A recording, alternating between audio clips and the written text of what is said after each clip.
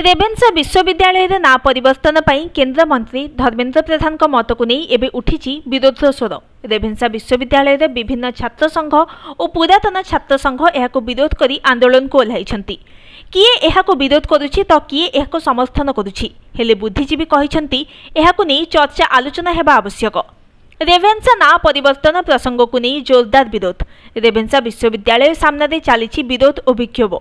केन्द्र मंत्री वक्तव्य फेराई नेबापई विभिन्न छात्र संगठन आंदोलन। केन्द्र मंत्री धर्मेन्द्र प्रधान कुशपुत्तलिका दाह यह राजनीति जोर धरी। आज कटक जिला बिजु छात्र जनता दल तरफ रेभेन्सा महाविद्यालय सम्मुख विक्षोभ प्रदर्शन कर सहित केन्द्र मंत्री धर्मेन्द्र प्रधान कुशपुत्तलिका दाह कर। इतिहास कहे 1866 मसीह ओडिशा 9 अंक दुर्भिक्ष लक्ष लक्ष लोकंकर प्राणहानि घटी।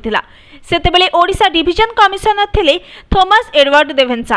तांकर परिचालनागत त्रुटि जोगु एही घटना लोकंकर जीवन जाइथिबा अभियोग होइथिला।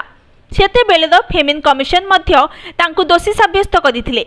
तेबे एहा परे ओडिशा रे शिक्षार विकास पई तांकर प्रचेष्टा 1876 मसीह कटक कॉलेज प्रतिष्ठा होइथिला। परवर्ती अवस्था कटक कॉलेज को ना परिवर्तन करा जाई तांको नारे नामकरण करा जाइथिला।